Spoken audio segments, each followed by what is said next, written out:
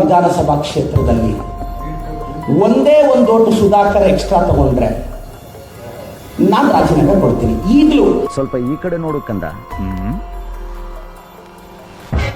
ಇವತ್ತು ಸುಮಾರು 1,63,000ಕ್ಕೂ ಹೆಚ್ಚು ಮತಗಳ ಅಂತರದಿಂದ ಗೆಲ್ಲಿಸತಕ್ಕಂತಹ ಕೀರ್ತಿ ಮತದಾರರಿಗೆ ಸೇರುತ್ತೆ.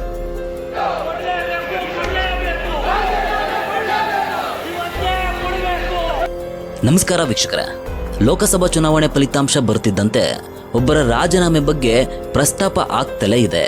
ಅದು ಚಿಕ್ಕಬಳ್ಳಾಪುರ ಕಾಂಗ್ರೆಸ್ ಶಾಸಕ, ಕಾಂಗ್ರೆಸ್ MLA ಪ್ರದೀಪ್ ಈಶ್ವರ್ ಬಿಜೆಪಿ ಅಭ್ಯರ್ಥಿ ಡಾಕ್ಟರ್ ಕೆ ಸುಧಾಕರ್ ಏನಾದರೂ ಲೋಕಸಭಾ ಚುನಾವಣೆಯಲ್ಲಿ ಚಿಕ್ಕಬಳ್ಳಾಪುರದಲ್ಲಿ ಲೀಡ್ ಪಡ್ಕೊಂಡು ಏನಾದರೂ ಗೆದ್ರೆ ನಾನು ಶಾಸಕ ಸ್ಥಾನಕ್ಕೆ ರಾಜೀನಾಮೆ ನೀಡ್ತೀನಿ ಅಂತ ಪ್ರದೀಪ್ ಈಶ್ವರ್ ಅವರು ಹೇಳಿದ್ರು.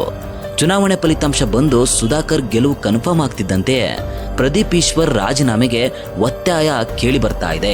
ವೀಕ್ಷಕರೇ, ಇದೀಗ ಪ್ರದೀಪ್ ಈಶ್ವರ್ ರಾಜೀನಾಮೆಯ ಪತ್ರ ಸೋಷಿಯಲ್ ಮೀಡಿಯಾದಲ್ಲಿ ಸಖತ್ ವೈರಲ್ ಆಗ್ತಾ ಇದೆ. ಅಷ್ಟಕ್ಕೂ ಆ ಪತ್ರದಲ್ಲಿ ಏನಿದೆ ಅಂತ ತಿಳ್ಕೊಳ್ಳೋದಕ್ಕಿಂತ ಮುನ್ನ ನೀವು ನಮ್ಮ ಚಾನಲ್ಗೆ ಸಬ್ಸ್ಕ್ರೈಬ್ ಮಾಡ್ಕೊಂಡಿಲ್ಲ ಅಂದ್ರೆ ದಯವಿಟ್ಟು ಸಬ್ಸ್ಕ್ರೈಬ್ ಮಾಡ್ಕೊಳ್ಳಿ. ಈ ವಿಡಿಯೋಗೊಂದು ಲೈಕ್ ಕೊಡೋ ಮುಖಾಂತರ ನಮಗೆ ಪ್ರೋತ್ಸಾಹವನ್ನ ನೀಡಿ. ವೀಕ್ಷಕರೇ, ಆ ರಾಜೀನಾಮೆ ಪತ್ರದಲ್ಲಿ ಏನಿದೆ ಅಂತ ನೋಡೋದಾದ್ರೆ, ಸನ್ಮಾನ UT ಖಾದರ್ ಅವರಿಗೆ ವಿಧಾನಸಭಾ ಸದಸ್ಯ ಸ್ಥಾನಕ್ಕೆ ರಾಜೀನಾಮೆ ನೀಡುವ ಕುರಿತು ಅಂತ ರಾಜೀನಾಮೆ ಪತ್ರ ಶುರುವಾಗಿದೆ.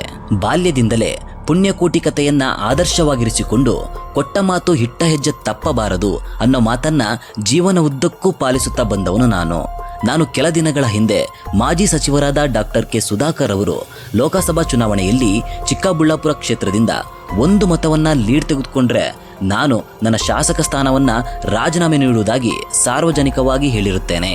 ಸುಧಾಕರ್ ಅವರು ಸುಮಾರು 20,000 ಮತಗಳನ್ನ ನನ್ನ ಕ್ಷೇತ್ರದಲ್ಲಿ ಮುನ್ನಡೆ ಪಡೆದುಕೊಂಡಿರುವುದರಿಂದ ನಾನು ಹಿಂದೆ ಹಾಡಿದ ಮಾತಿಗೆ ಬದ್ಧನಾಗಿ ಸ್ವಇಚ್ಛೆಯಿಂದ ನನ್ನ ವಿಧಾನಸಭಾ ಸದಸ್ಯ ಸ್ಥಾನಕ್ಕೆ ರಾಜೀನಾಮೆಯನ್ನ ನೀಡುತ್ತಿದ್ದೇನೆ ಅಂತ ಪತ್ರದಲ್ಲಿ ಹೇಳಲಾಗಿದೆ. ವೀಕ್ಷಕರೇ, ಇದೀಗ ಪ್ರದೀಪ್ ಈಶ್ವರ್ ರಾಜೀನಾಮೆ ಪತ್ರ ಭಾರಿ ವೈರಲ್ ಆಗ್ತಾ ಇದೆ.